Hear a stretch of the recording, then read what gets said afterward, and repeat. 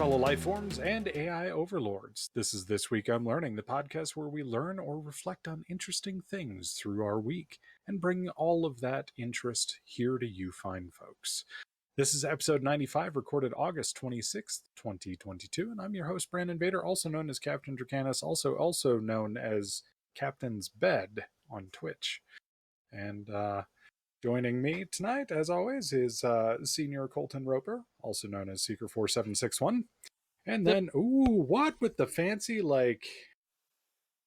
What? Did you What's get a fancy? new camera, Colton? No. Oh. Me? Yeah, like you went off screen and it followed you. Yeah. Oh, that's NVIDIA Broadcast. It centers you. Oh. Yeah, it's pretty cool. It doesn't mind. You have to turn it on. It's a beta module. You have to play with it. I also know you're letterboxed for some reason. Yeah, I don't get that. I have also been having nothing but issues with this webcam this week. I really need to break out the actual good camera because it has died twice during important work meetings, and thankfully not been a big issue. But yeah, anyway, down below is Tim Rhind, also known as Fake Farang, and yeah, we're here to bring you more joyous, interesting, sad, who knows, chaos, pure chaos. That's what we're here to do. But interesting chaos, always. Let me get back to the notes. And Colton is going to be talking, or Colton is thinking that we don't want to see Rufus now. No Rufus. Bad Rufus. No treat for you, Rufus. The only Rufus okay. It's not that Rufus. It's the software that you're talking about.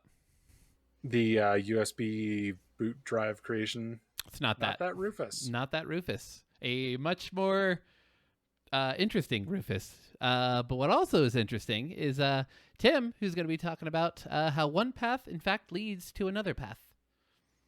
I assume. It's always branching. My mind's gone crazy lately. And Brandon stumps engineers plus a PSA on the latest security breach. Well, wonder which one that is. There's a couple. Yeah. There's a few. Oh. Thank you, RSS. I know all of them now. Turns out the world's quite dangerous on the cyber. Who'd have thunk it? They are coming to get you. It's what it sounds like that Brandon's going to be talking about. And there's a lot of stuff going against power plants right now too. Yeah. This is more personal. Yeah. Well, not like personal, but like affects people on a more personal level, theoretically. Ooh. Okay. But yeah, the power plant stuff is really nasty too. Anyway, Colton, take us off. Tell us about Rufus. Fucking Rufus. But I'll start with this. I was thinking about what I was going to talk about this week, which is always kind of interesting with this particular podcast. Sometimes you're like, I don't know what I want to talk about, even if you have a whole goddamn list of things you want to talk about. But you know what? Sometimes Daddy Google and Mommy YouTube, sometimes the algorithm just has your back. The video in question, and of course the link will be down below, of course, was about the most dangerous object ever created by humans. Now, what do you guys think that could be? Ooh, I mean, there's Object. my brain immediately goes to, nuclear weapons or the Demon Core. Okay. But it's also because nerd. Yeah. I hate you, Brandon. You're right, actually, Brandon. You were fucking right. You picked it yet again. God. Oh, sorry. Damn it. I love it. All right, there's my topic. All right, who's next? Anyways. I'll keep it. Demon Core. Was the video in question the like smarty, live smart, or like a British dude who's talking very. Oh no. Okay, so at least it's a different Yeah. thing about the same Mine topic. was Kyle Hill and how he apparently is the reason why we have Demon Core anime memes. No, but I may have to look that up because now that sounds interesting to me. I will find that link and also provide it because Hell yes. Kyle Hill. I did not know about this thing, this Demon Core, but before Brandon ruined it, and also before I ruined it myself, because I was curious what the internet thinks that the most dangerous object is. Because again, you would think like nuclear weapons or something like that. A quick search on the web, basically I found out that found many of the deadliest things, including the deadliest fishing hole, which is Lake Karachay, Russia, which is essentially a toxic waste dump for nuclear stuff, of course.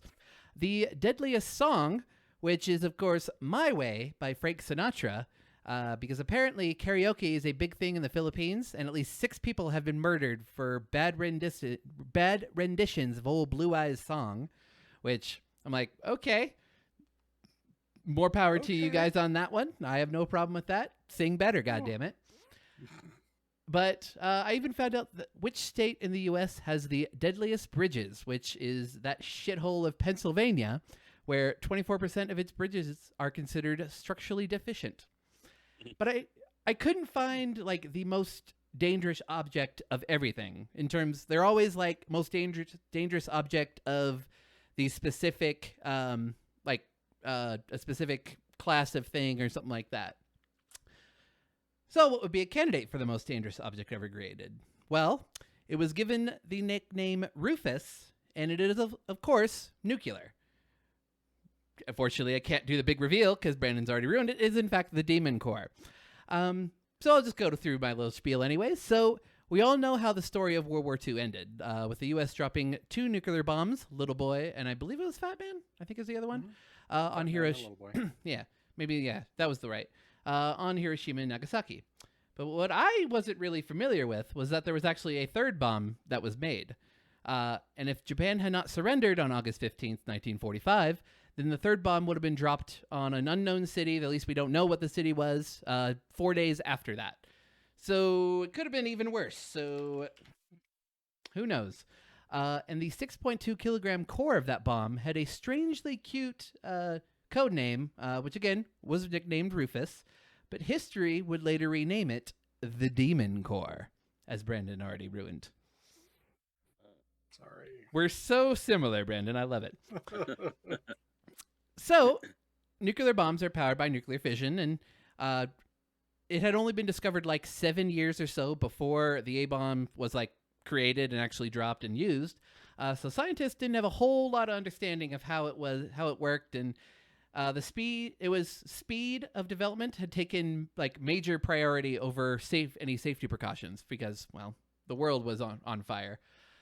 So one thing that these nuclear physicists were trying to figure out was how far they could push that bit of plutonium until it just goes, well, nuclear in a devastating chain reaction.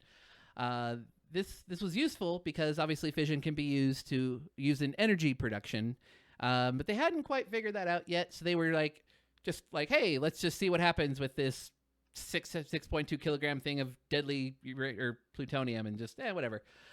These experiments were called the criticality experiments. So one of these crazy scientists was named Harry Daghlian.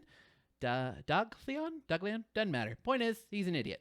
He had the idea to stack neutron-reflecting tungsten carbide bricks over the Demon Core, which, again, was engineered to be in a goddamn bomb, in order to reflect the radiation generated by the core and induce a controlled fission kind of situation. Basically, the radiation reflects out, hits the bricks, comes back in, creates fission, and basically they had 1940s equipment to measure the output and stuff like that.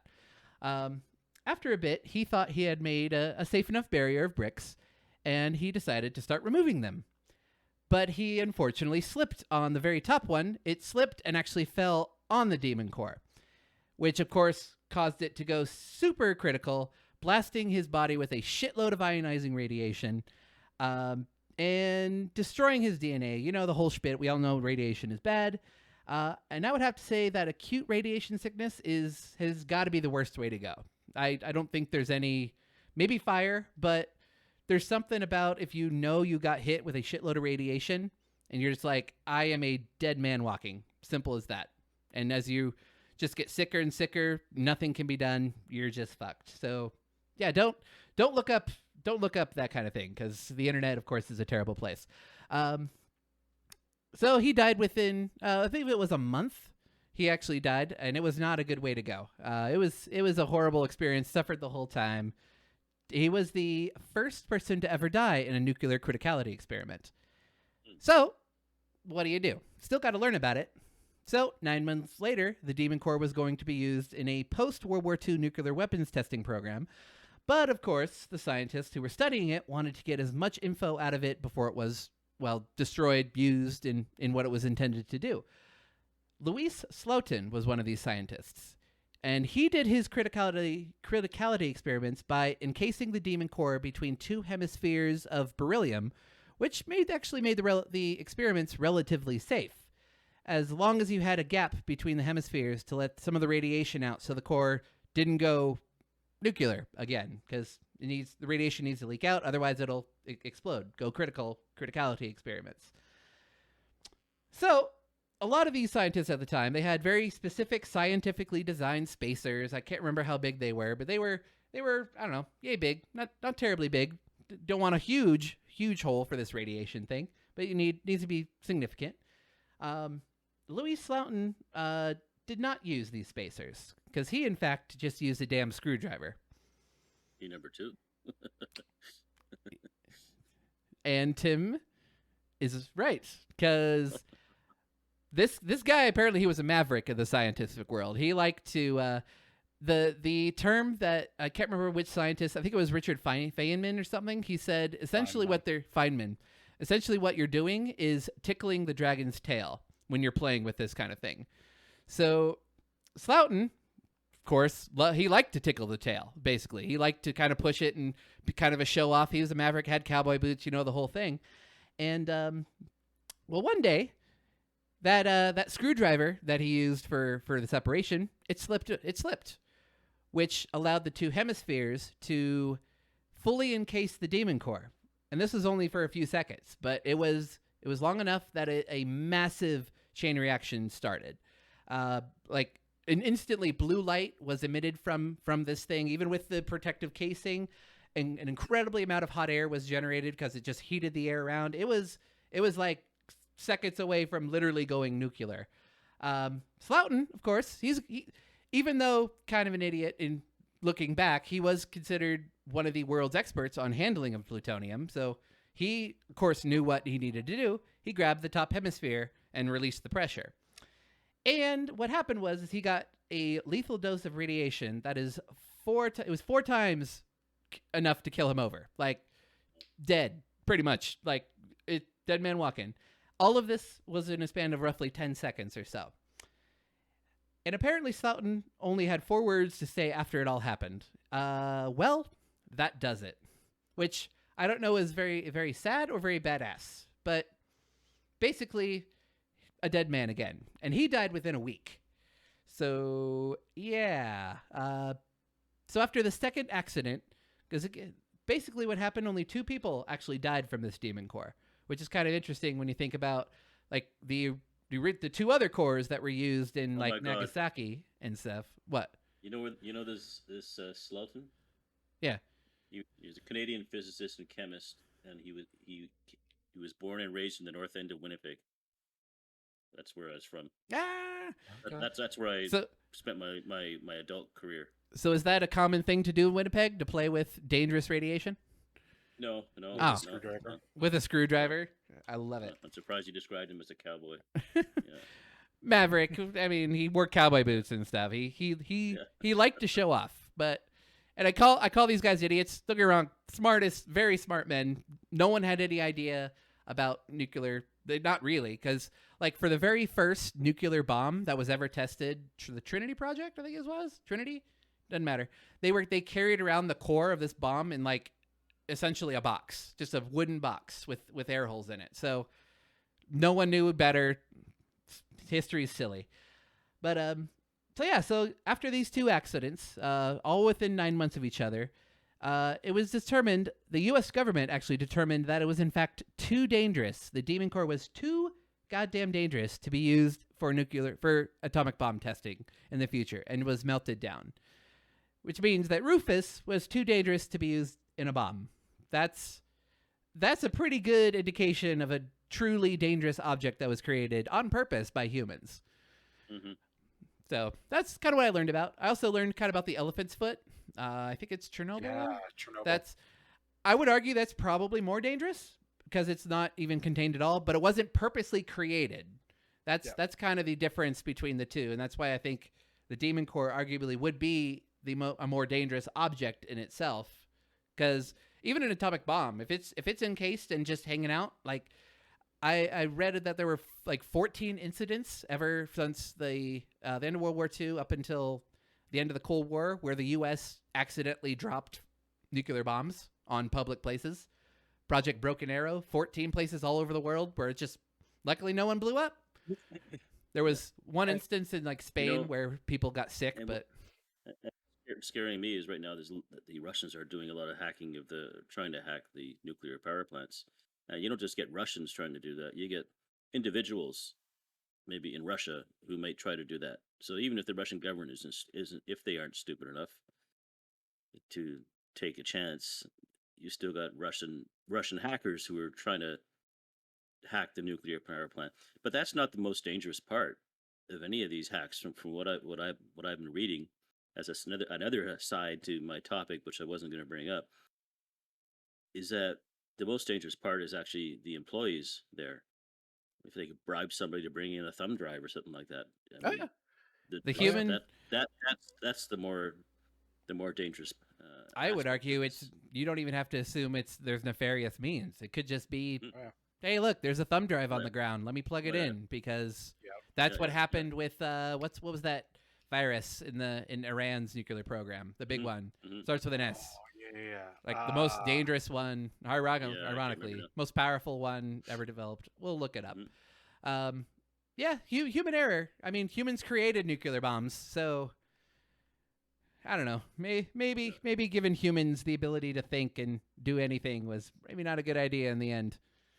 So yeah, that's what I learned about. It's interesting. Cool. Apparently, more people knew about it than I thought with the Demon Core. I thought I was like, ooh, this is interesting. Turns out it's a big thing. Stuxnet.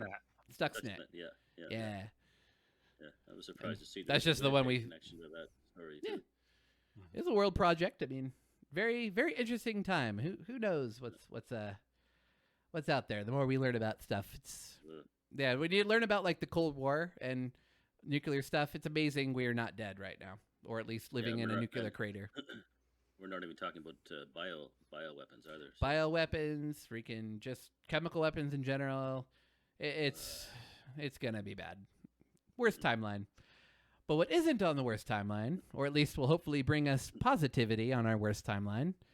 Hey Tim, tell us what you learned about. Okay. How many paths are you on? Stumble over this. Well, I've been playing around once again with 3D printing, and I'm starting to play around with the CAD software again. But I went down a couple of different paths, and I've kind of left the CAD software behind. I've got to get back to working on that. I'm actually an amateur radio operator, or ham as otherwise known. I'd always hoped to enjoy this hobby more when I retired, but I didn't take into account that I'm not allowed to do it over here in Thailand. There's only a few countries that have reciprocal agreements with Thailand and allow foreigners to operate transmitters. If you're a U.S. citizen, luckily you do have a reciprocal agreement. So, by chance, I've been experimenting with my 3D printer, my Raspberry Pi, and this led me to playing around with Linux again. And I took one of my old laptops that wasn't operating very well under Windows, and I've been playing around with different distributions, such as Linux Mint, Ubuntu, Fedora.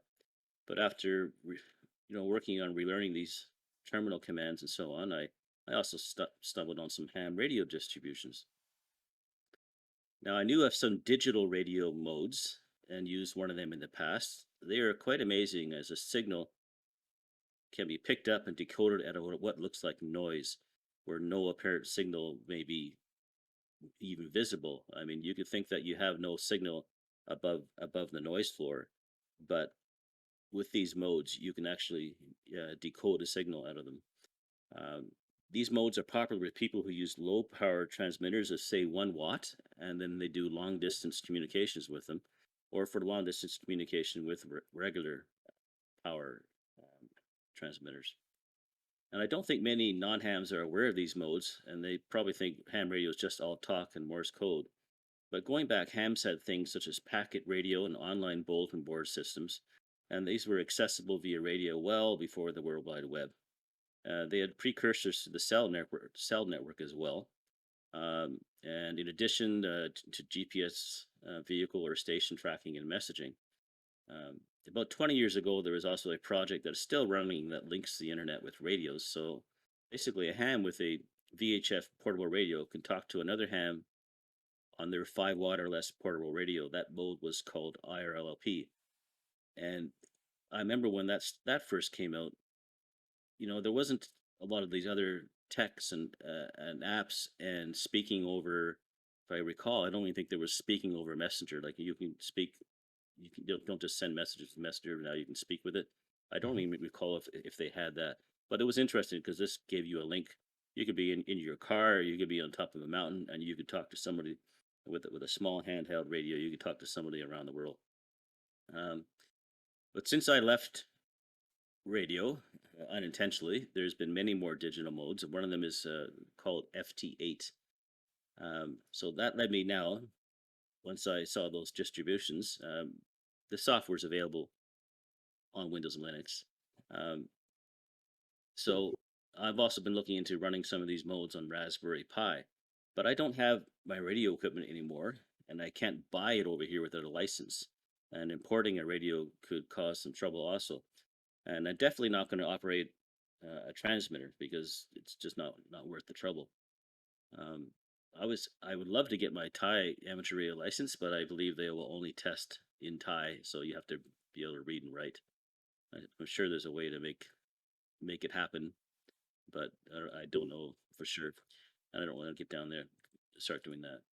Anyways, I was pleased to learn that there's a way that I can still learn and entertain myself further and at pretty low cost, about maybe $30 to start with.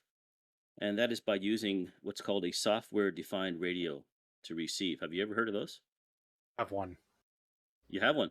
I do. Yeah. I love it. It's a lot of fun. So you'll know. So I'll save a lot of this topic for another show, as I have a couple of them on order and I'm awaiting delivery. But there's no end to the things you can experiment with. You can receive the amateur radio bands. You can listen to shortwave. You can decode ADSB, aircraft tracking, and ACARS. ACARS is like the telemetry of the aircraft. It's one of the things they're looking at when they're looking for that Malaysian flight that disappeared, MH370, I think it's called. If you want to, I wouldn't suggest you do this, but you could mess around with your neighbors. You could decode the garage door openers, and because you can transmit, it's also something to keep aware of if you're a homeowner. Very easy to decode most run-of-the-mill garage door openers, and also then retransmit what you decoded and open your neighbor's garage doors. But anyways, also early, let's see, pre-2000s keyless entry for vehicles. Yeah, actually, even today, you can do it with Ford. I can send you. There's a Hack 5 video on that. Yeah, you can do it with Ford. Ford changed things after they found one problem, but this guy found another problem. I don't know if they've remedied that one yet. So yeah, the aircraft tracking and the aircraft telemetry. That's where a pilot might send a message to the mechanics. The systems will not just report where the aircraft is, but they'll report the state of the engines and so on and so forth. A lot of this stuff you can also there's mapping servers where you'll be able to display the aircraft around you on the map, and you can also feed it into the system if you want to. And you can put all this just on a Raspberry Pi. And these SDR receivers are like the size of a thumb drive. Some of them are bigger, but the most basic ones are the size of a thumb drive, and some are almost the size of a Bluetooth transmitter. So you can receive aircraft telemetry, you can receive satellite weather, Iridium satellites, you can do ship tracking. If you time it right, you can receive from the International Space Station slow scan video. Anyways, this only scratches the surface of the software. The software to decode these things and many others is free and open source. So if you just like tinkering around and working with software, maybe working with different operating systems, scanning radio, you can have a lot of fun. There's so many different things that you can decode, and there's so many different avenues this can go as a hobby. And once I receive mine, I'm gonna play around with it more. So the last big SpaceX launch, there were a group of hackers that actually figured out the encoding for their telemetry streams and were able to patch that, and you could use a software-defined radio to actually watch the live telemetry. Yeah. You can also if you wanted to, you could decode digital TV, over-the-air digital TV. You can turn it in, also your SDR into, with a computer, you can turn it into a trunk radio scanner. You have to have two SDRs in order to be able to do trunking. Yeah, one for the control channel. Yeah. Yep. And the other one to do the frequency hopping. But it's quite amazing, and it's quite affordable. So I've got an order 2 SDRs. I've got an LNA, and I've also got a what's called a ham it up to get some of the even the lower ham bands. Yep. So now I'm gonna have to make some antennas. So it leads down that path too. So that's the things I've been learning, and it's all over the place. It's trying to learn how to do a command line on Linux again. Swearing at Linux distributions. It doesn't. Some of the stuff that doesn't work on Linux doesn't make sense. But on the other hand, if we're running something on a Raspberry Pi, or if you want to set something up as a server, running a few applications, Linux is a good choice for sure. Yeah. But a lot of the software is available on Linux, on Windows. Seldom is it one or the other. But that is my topic. And you've played around with yours, Brandon? I have. I haven't a lot since I've moved, but I used to actually have a decent sized antenna on the outside of my place when I lived in a house. And I had it hooked up to do mostly just monitor the police, fire, and EMS bands here, just basically like a scanner. But I also played a little bit with the basically like the tracking system for a little bit of ACARs. ADSB for the aircraft? Yep. Yeah. But I also found out that a lot of the older FedEx trailers actually have that system still installed and still broadcasting. And so it was kind of fun to see like what all, semi trucks were around where they were moving to and from, plotted onto a map. Yeah. But there's even one guy found out he didn't know his different neighbors had weather stations. So he said, I don't need a weather station anymore. Yeah, he just receives their signal and put it in to software. Yep. Yeah. Yeah, so it was fun. One hole leads to another. Yeah. Well, and then there's another really cool project that I would love to do one day, and it's radio astronomy.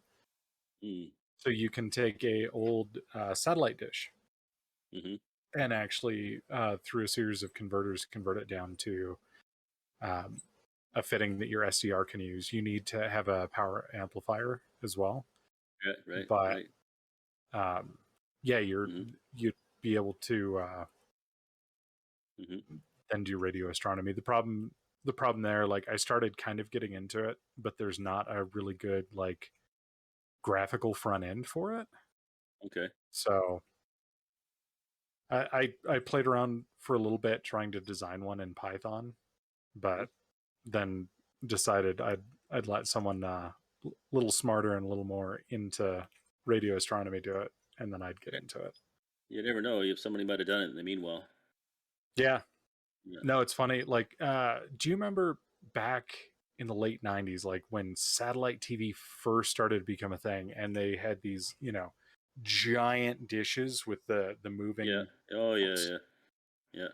Like eventually, when I build my own place in the middle of nowhere, that's I really want to find one of those, redo all the electronics on it, and be able to have a fully moving, like, giant amateur radio.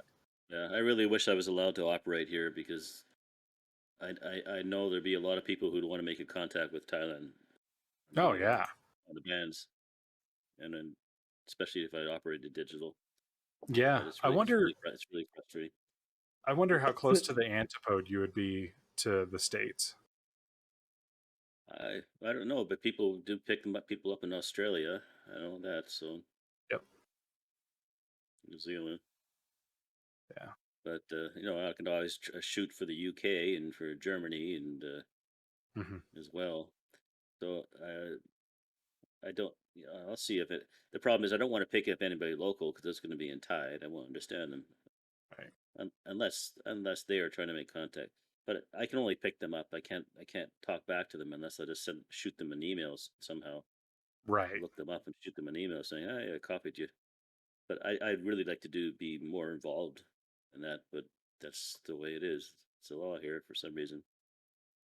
Yeah. Yeah, and I mean, I started studying for my ham. That's actually why I've got this Baofeng. It's a full ham. Yeah. Handheld. VHF or UHF? UHF.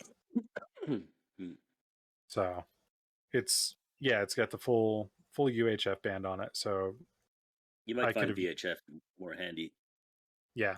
In your area, and with Probably. repeaters, probably more VHF repeaters than UHF. Yeah. I don't know. There's a guy that is just outside of town that, just judging off the antennas hanging, he actually has an actual tower structure and has antennas off of it, and it looks like a pretty good setup. I keep meaning to, like, if I ever see him like hanging out outside, just go over and be like, "Hi." Yeah. Get your license first, and I'm sure he'll show you. Oh yeah. Stuff. Yeah.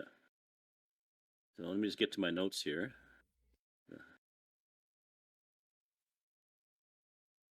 I have so many links. I don't know if I'll be able to put any links up. But people just search for SDR, software defined radio, and for the ham mode, you can start with, the Foxtrot Tango 8 FT8. If you search for SDR and SDR decoding and oh my God, there's just so many YouTube videos and so many links. Well, why don't you throw up a link? Throw up a link to the manufacturer of your two SDRs. Yeah. Okay. That'd be huge. Okay. So Brandon is going to be talking about stumps engineers and a PSA in the latest security breach. So I recently at work, I'm going to try and keep this pretty generalized just in case anyone from work is tuning in, or anyone from this particular vendor that I've been dealing with tunes in. So yeah, I recently transitioned to cybersecurity. So that's now what I live and breathe, so to speak, at work.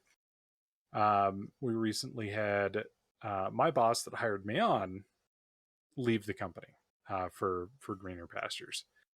And a couple weeks before he left, he dropped this giant migration project into my lap and was like, "Hey, you've got a programming background. Like, this is going to be right up your alley." And yeah, it's been kind of fun dealing with it to some extent, but also, like, I don't know if you guys also, like, when you start a job that's kind of like out of your comfort zone, you kind of deal with that imposter syndrome kind of kicking in. Yeah. Yeah, and I mean, for anyone that is lucky enough to not deal with imposter syndrome, basically it's like you start questioning, like, why the hell was I hired for this? I don't know dumb. shit I don't about what know I'm doing. Yeah. Oh my man, God, they're going to you see wouldn't through believe me. how I had that. I lived that for 6 years. The veil is falling. Oh, no. Yeah. And so for like the last 2 weeks, I've been fighting with this vendor over licensing issues and getting our new vice president in on like all these conversations, and we kind of found some stuff out, and it's like, okay, so finally, figured all kind of the back end stuff out, as far as like licensing and money and like all that stuff. And so we finally got the licensing installed on the program, supposedly the start of this week. And so we're down to, let's see, as of the start of this week, we're down to 80 hours with our contractor. At the company, our contractor is this guru for this for this particular vendor that we're dealing with, their product. We're down to 80 hours with him, so 2 weeks left, and I'm sitting here looking at this list of things that it's like, this has to be done before we can really start hammering at this as a primary security platform. And I'm freaking out, losing my mind, because not only am I new to security and still trying to figure out like how that shit works, I'm also like figuring out this software and this platform and how it ties into all of our other software and all of our other licensing and everything else in the company.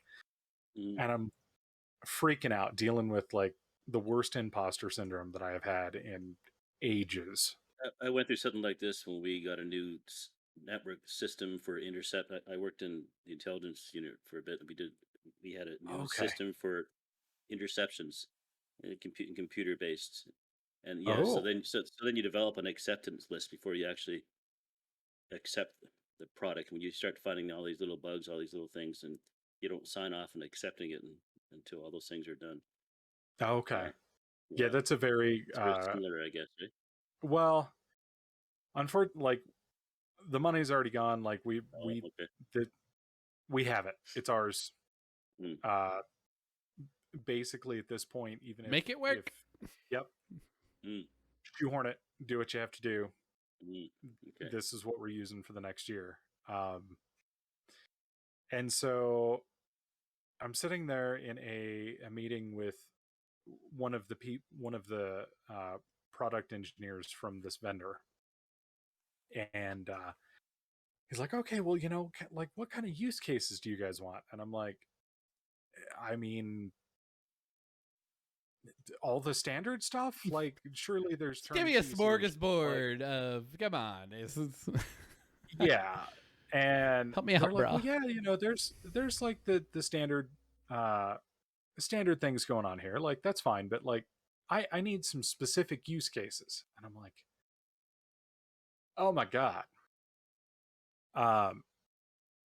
Well, off the cuff, I'm like, well, you know what would be really nice? You have this tie into this security platform that we're already using here, and we're going to continue using because it's the best for endpoint management. So we want all of the logs and stuff to come into here, and then like I see here how it's brought into your system, but it's not really fully integrated. So let's use one of these custom scripts that we can write for this. That is the whole reason that we have this license. So what I want to do is take the information from here, since we have an API for it, and it shows that we can kind of do something similar to this. And here's what I want to do. And I figured low-hanging fruit. Like, I figured this would be just dead simple. And we start going through it, and I watch him start using the built-in scripting language, which reminds me of this language that Luke was learning in Summer Experience. Like, middle school summer like fun class things, where basically you have these blocks and these little pluses, and like you add the starting block, and you tell it, well, if it has this information, then you click on the little plus, and then you draw a little line to your next little box, and so on and so forth. Super easy. And I'm like, oh, great. Like, here's what we want for here. Here's what we want for this. Let's pull this into here. This is how it's labeled on this intake log from this security platform. So let's look for this key phrase. And my engineer goes, well, I don't know that we can do that. What do you mean we can't do that? Like, we have the API, we have all the connections in, it's getting the information, it's listed right here. Took a screenshot, send him all the stuff. This is in your platform that it already has this piece of information. I just want this piece of information to be transferred in. So when this particular vendor platform creates an incident that we are then supposed to check out, it's supposed to be able to pull from that timeline of kind of happenings on that particular like user session or asset session, what's going on, and kind of give us the highlights. And I'm like, look, if it has this thing from this other security platform, like that should be like a big blinking red flag that like, hey, check this out over here, then come back here and check out the rest of the timeline. Because if it comes in with this, it means that it actually detected something on our other platform, and it, quarantined a file, or it, locked the user out, locked the network out. Like it did something over here, and we need to know what that is. And my engineer is just like dead silent on the other side of this call. And I'm just like, okay, like what's your input? And he's like, well, I mean, that sounds great. I'm going to have to get back to you. But and I have now done that twice to him this week about like, look, your own documentation says that you have this kind of connectivity. So why can't we pull it into this incident? And why can't we have it dynamic? Because he was trying to show me like, oh, well, if it does this, like we can just have it say like, if it has this, and it we can manually code in like, hey, look at this. And I'm like, well, why should we have to manually code it in? Because each thing is going to be different, and we should be able to pull it in off of the actual record that we're already pulling in and ingesting from this log source. Why can't we do this? And the other one... The problem is your engineer is probably feeling imposter syndrome too. Probably now. And like this last one. So part of the cool thing that this new platform does, and the whole reason we're using it, is behavioral analytics. Like what it does is it tries to figure out what group a user is in based on the actions that they do, based on some information from Active Directory and a couple of other outside sources that we pull in from. And basically, like, it tries to go, oh, hey, this person is probably a member of like human resources. And based on other members of the human resources group, we expect to see this kind of activity. Or, wow, this is a first for not only this person, not only this computer, but also this group, and it flags bigger. And it's very interesting in how it does it. And I'm like, well, great. Here's what I want to do. I want to take those tags that are automatically assigned to it, and I want to tweak them just a little bit. I want to be able to tell this behavioral analytics, like, hey, all of our computers are named a certain way. We have certain prefixes and postfixes and a set number in the middle. And depending on what that prefix is and that postfix is, it tells us whether it's a point of sale, whether it's in the United States, whether it's a laptop, a desktop. It tells us a lot of information. I'm like, wouldn't it be great if I could tell it, like, hey, if it has this prefix, this is a laptop, or this is a desktop, or this is a ticket point of sale, or this is a retail point of sale, or this is a food and beverage point of sale. I said, because I'd really like to be able to run rules dependent on what it is. Because a VPN session for a laptop user, totally normal. A VPN session on a food and beverage point of sale, not normal. What the hell's going on? That should flag, like, you know, big blinky, like, horn siren going off in the background. You know, same thing, like if somebody tries to, say, install and somehow run Outlook on a ticket point of sale machine, because that is a breach of PCI, which if we breach PCI, we lose the ability to run credit cards, and you're like, kind of big. I hear those things are really getting popular. Like some backdoor to a online cloud storage or something like that. Exactly. Steal and dump stuff. Yep. Like USB stick. Yeah. Yeah. I mean, there's all sorts of things that, like, a workstation computer might do that is totally normal, that is totally anticipated and expected. Yeah, then you're that kind of activity on a point of sale, like, no. Well, then you'd have to parse it out, like, oh, an IT computer is going to do a lot of interesting stuff versus just a secretary or something like that. Right, and then that's where the user behavioral analytics come in, and it's actually pretty good about detecting, like, oh, we think this is a human resources, or oh, we think this is someone in IT. Like, it's actually really intelligent about that. It's the machines that, for some reason, it's just like, oh, this is a server, or oh, this is a workstation. Well, it classifies all of our point of sales machines as workstations, and it's like, but they're not technically, not at all. I mean, in the fact that they're not servers, yes, but they're not. Well, wouldn't that be? Well, that wouldn't matter though? Because, I mean, I'm guessing a point of sale, you have a login, right? They're still Windows-based machines, so wouldn't the behavioral analytics theoretically be like, wait a minute, this shop one user is all of a sudden freaking remoting into Romania or something? I'm like, wait a minute, something's weird about that. It would, but not. It wouldn't be as granular. Like, it wouldn't be as like, because so the way this system works is everything has point-based assignments to it. So, for instance, a first run of Outlook is worth 5 points, right? Well, a first run of Outlook on a workstation, again, nothing. No worries. First run on a laptop, nothing. Don't care. First run on a point of sale, that may be the only thing that flags.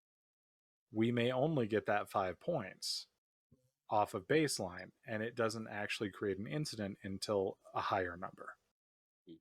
Okay, so the actual incidents themselves are not weighted correct, or you don't believe they're weighted correctly based on these specific machines.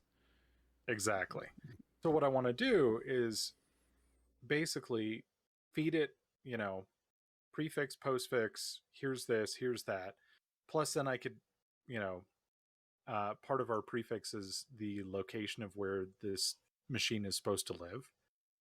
So, like, for instance, a workstation in Whistler Blackcomb will probably have activity both in the United States and in Canada. So I shouldn't be getting the multi-country session warnings from those machines if the multi-sessions are US and Canada. Right. I see what you're saying. So I just want to feed it this information that it's a known quantity. that I could easily explain and make anyone proficient inside of 5 minutes on these prefixes and postfixes of here's what this computer is, here's where it lives. And then I want those to be tagged in the asset profile. That's all I want. And I thought it would be super easy. And again, my engineer's like, that's a, like, I get that. That's a really good idea. But I'm going to have to check back on you. And I'm like, okay, well, let's say I have to like manually enter like 50,000 computers. 50,000 computers. Because I could do that once. And then like every year after that, I would have to go through and add additional computers. I mean, if you want to be compliant, you'd have to do it like weekly or even daily if you want to be. Yep. So at least for us, we purchase all of our micropool assets once a year. So we would have a big new slew of stuff. That makes sense. Okay. But so you probably just do an image and is that how you do it? As far as actually getting the computers out of box. Yeah, I mean they would. Yeah, you do it yearly. I get with the software with the software that user would probably need. They have different images, and so our IT would do it. Yep, exactly.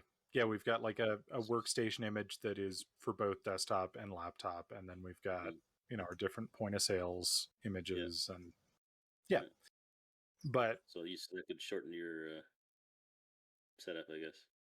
Yeah, well, and all I'd really have to do is after I start seeing new stuff pop up in Active Directory, basically just take and dump any changes into a file. Well, as long as you only have to do it with the machines, it wouldn't be.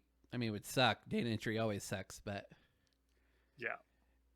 But it's doable. Like that's something that I could say, okay, this is going to take me 2 weeks every year, but it's 2 weeks, and then we have good data the rest of the year.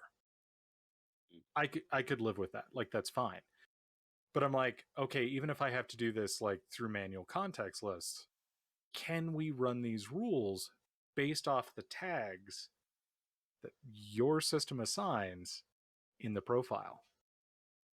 There's the rub. Let me get back to you on that. I think we have a title of our episode now.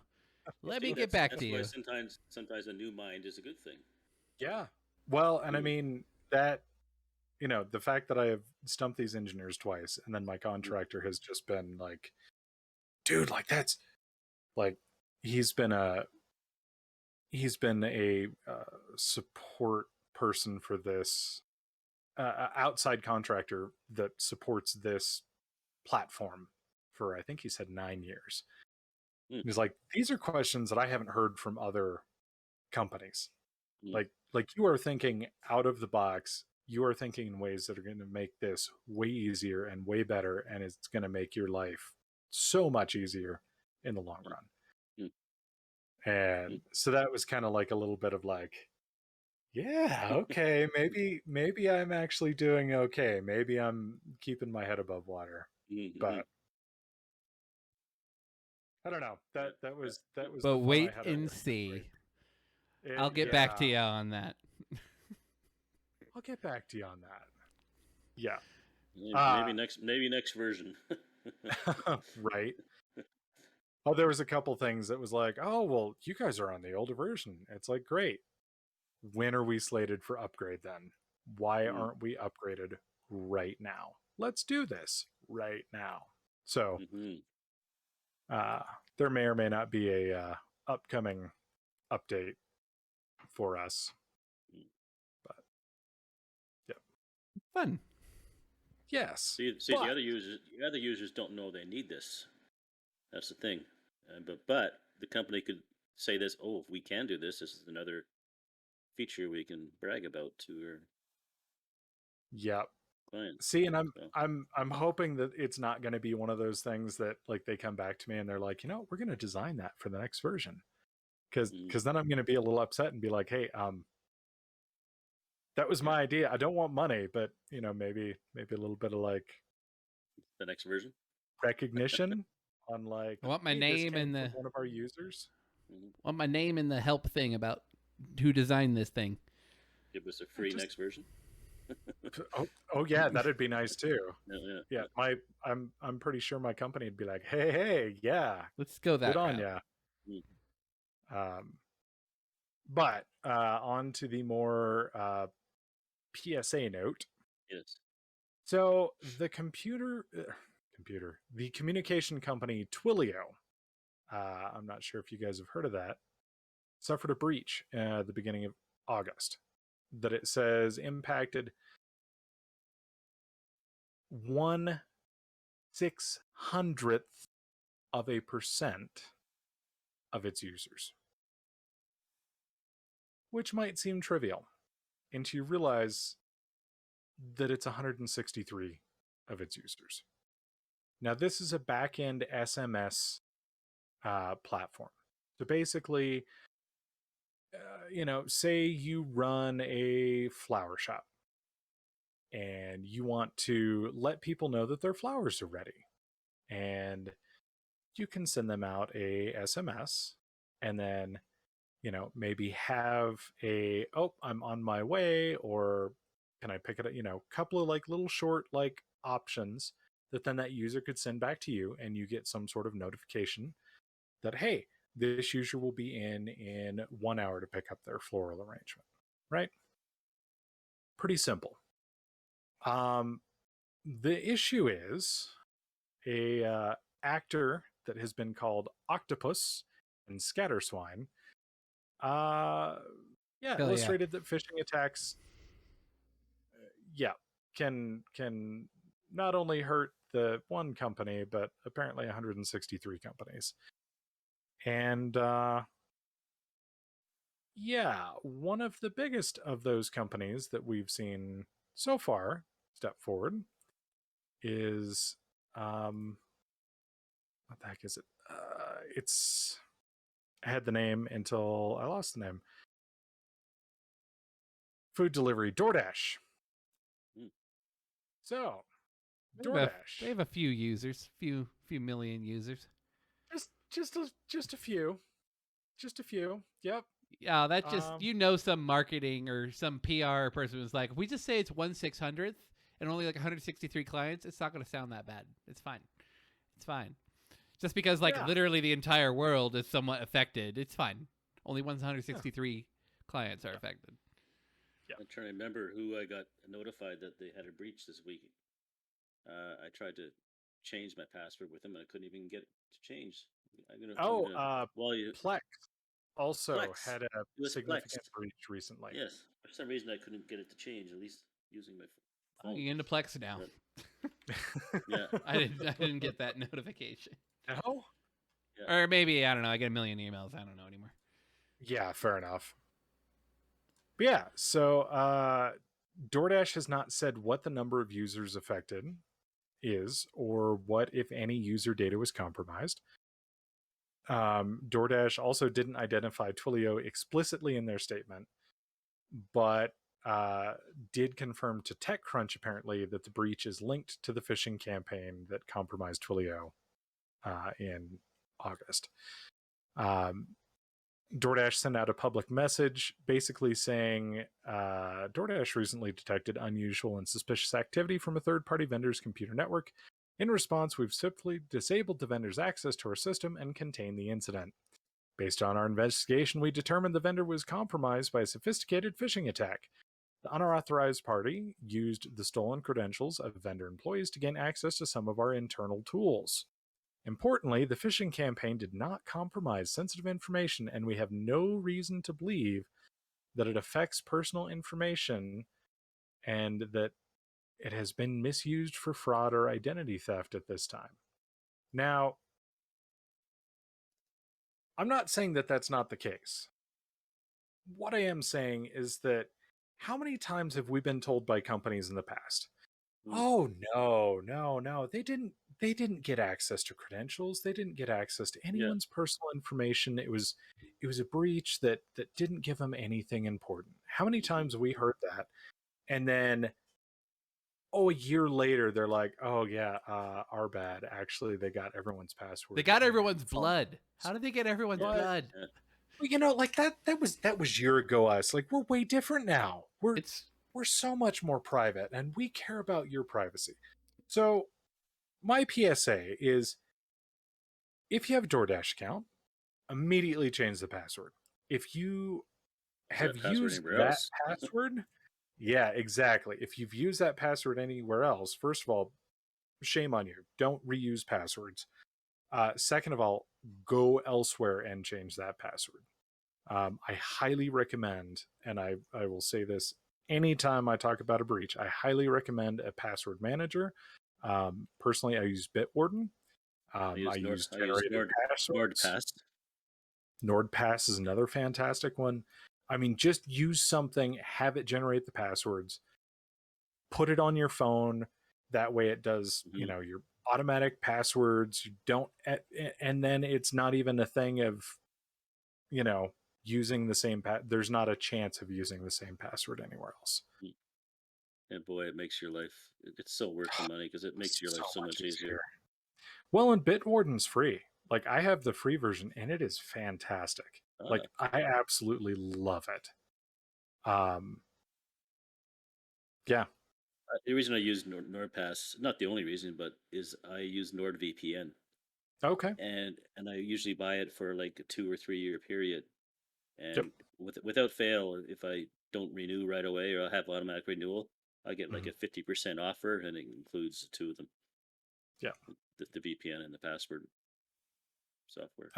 I use Proton VPN just because that was the only VPN that worked while I was inside of our company network when I was being naughty, and because they knew the other ones and blocked them. Yep. And I mean, it's been fantastic, so I just keep using it. But yeah, when I worked on site rather than I'm now remote, totally different position within the company, and I'd take a personal laptop and connect just to our employee available Wi-Fi, they would block Plex. I had another one, and it didn't work well enough, or it was too slow, and I can't remember the name of it right now. It was another very popular one. So then I did a trial of Nord, and it worked better for me. But I think it may depend on where you're trying to connect. For me, I'm trying to do U.S., Great Britain, and Canada. Yeah. So I need decent stuff there. I also want to use a VPN within Thailand, so I connect to Singapore. And the reason I use Singapore is, people don't realize this, but the undersea cable for all of Thailand's access goes goes to Singapore. That's where the big internet connection is. I think I do remember Cody talking about that. If I connect a VPN there, it's like it's fast. Okay. Yeah. Fair enough. Yeah. Colton, any VPN that you'd like to shill for? I mean, I use NordVPN mostly because they had a really good deal, and I'm like, all right, that's what I use most of the time. But I also dabble in like the Raspberry Pi VPN and stuff like that for a personal one. Yeah. Nice. Fun. One more use for the Raspberry Pi. I really need to get my hands on a couple of Raspberry Pis. There are so many things now that I've just like. It'd be crazy. Nice to have. I've got 2 Raspberry Pi 4s and 1 Raspberry Pi 3B plus. But it's crazy how expensive they are right now. Well, and how unobtainium they are too. Like, yeah. I remember 2 or 3 years back being able to go into the Micro Center in Denver, and there was just a shelf full of them, like different kits, different project kits that was like, here, look, it's a full enclosure, or here, this has like solar panels and weather sensors, make your own weather station. Like, and now you can 3D print anything you want for them now too. So I think there's like there were $30 or $35 now. You can't get one for under $100 or something. Yep. Yeah. Yeah, I think when they released the latest version, because it was a pretty significant performance update, I want to say it went up to like 45 for the Plus model. Okay. And I remember like, yeah, I should really get one of those, but I've got, at that time I had so many just servers laying around that I'm like, it's fine. Yeah, and I have two of my 4s are the 8 gig version, so I bought them when I did. Yeah, I bought them. I think I bought them when they first came out. Yeah, so I'm glad I have them because I got like I'm thinking I'm gonna put a Linux image on it and run some of the software that decodes. I'll monitor the air, codes the aircraft or decodes the ship, and then I'll feed the servers. Yeah, with it for the fun of it, just for the fun of it. None of this stuff is really useful, but it's just fun to tinker with it. Oh. Yeah. I mean, that's all it has to be. If it's fun, if it's entertaining. Now you learn something on the way. Yep, exactly. All right. Well, I think that's everything for today. So, Tim, where can we find you? Sorry, not very active on YouTube. I've lost the joy, but I still have my older videos, Thailand-based videos on YouTube on Our Thai Journey, and that's pretty well it. Okay, Colton. And hopefully, in the future, I'll be able to give you links to other things. Yeah, fair enough. Colton, where can we find you? The name is Colton Roper. You can find me on all the socials as Seeker4761. I also stream pretty regularly at twitch.tv/Seeker4761. I'm also a contributor to thetechpirate.net. And you know who else is a contributor to thetechpirate.net? Brandon, what about you? I've contributed lately? Well, not lately. I mean, but that thing behind you might be related to it in some way. Yes. The Tech Pirate logo. Yeah. Yeah. Brandon Vader, also known as Captain Dracanis, also known as Captain's Bed. Captain's Bed is on a short break while I wait for the new wiring harness for the 3D printer to come in. But normally I'm streaming 3D printable content there. I have been playing around with a couple of temporary kind of MacGyver situations right now. I haven't felt confident enough in it to fire up a stream yet, but I was able to print out one of these 3D fancy gears parts. Yep. Was able to print this out the other night, and that was a 13-hour print. That's the longest I've done with the current MacGyver solution. And I was seeing a couple of like little temperature like dips, but it was reconnecting quick enough that it wasn't flat out failing. So I think that might be the solution I go with when the new cable comes in, rather than having it in that cable bendy thing, which is the cause of the failure. So we'll see. Also have been playing around with actually straight up like modifying the raw G code and getting my filament changes to actually like move away from the print, raise up, pause for 4 minutes while I change filament, run a test print to get everything primed back up, and then restart on the new color. That's been very fun, very challenging, because editing raw G code is a bit of a, pardon my French, mind fuck. But yeah, been doing that, and actually had a fun project, quasi work related.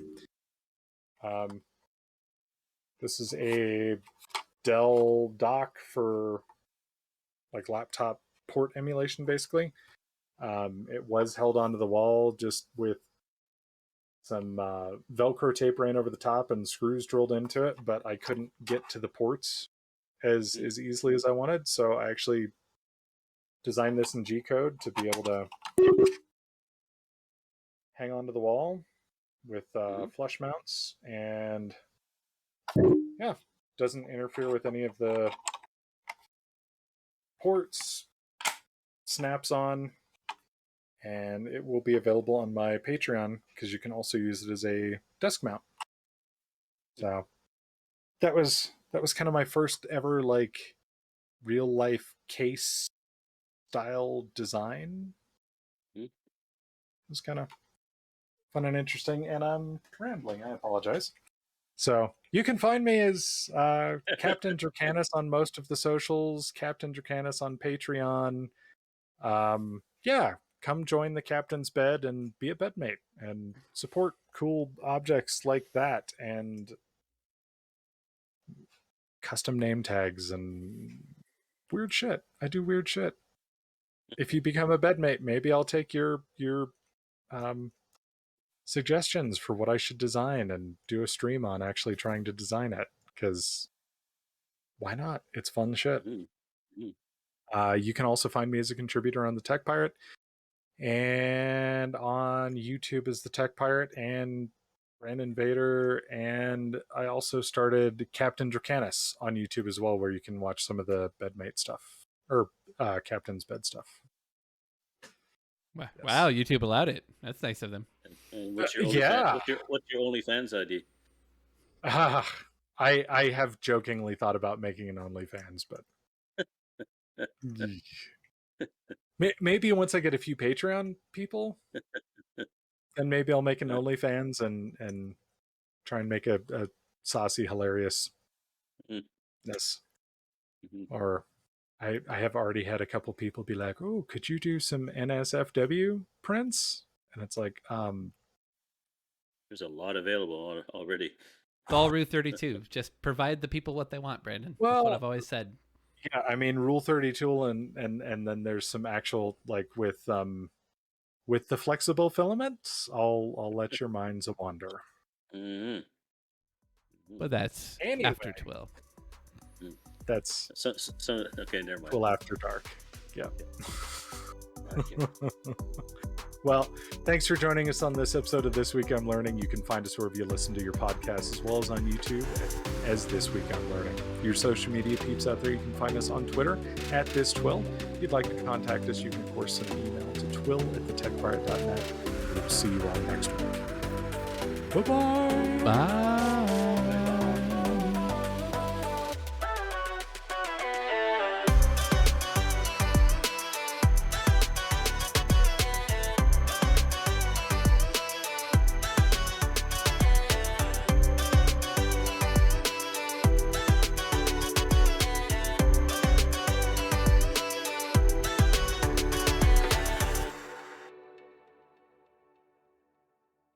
Well, the problem, like locally with where I live, is that there's a huge lake nearby.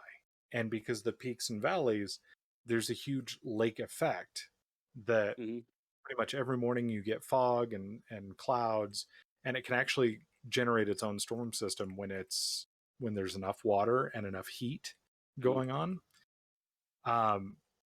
And with the what is that?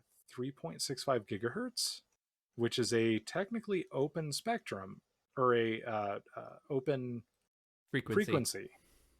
Like you can buy 3.65 stuff and use it without a special license. That stuff is just close enough to the actual like normal Doppler bands that you can kind of like make a kludgy Doppler radar. Doesn't have a lot of strength, but it's technically possible. And so it's been something I've kind of been like drooling over recently as 365 stuff is getting cheaper and cheaper. And, you know, rather than being like 1 mile, now they're advertising things that are like 10 mile. And it's like, ooh. Yeah, actually, it reminds me of one of the videos I watched where this guy was involved in trying to reactivate one of the exploration satellites. But anyways, he went by an airport and he scanned the radar there, and he was able to,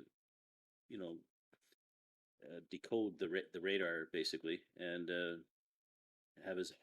It's really fascinating. I'll try to send you guys that link. The things that this guy has done, and basically he just uses SDR. Put His it stuff in. is a little. Yeah. This is all going in the recording. Put it down below.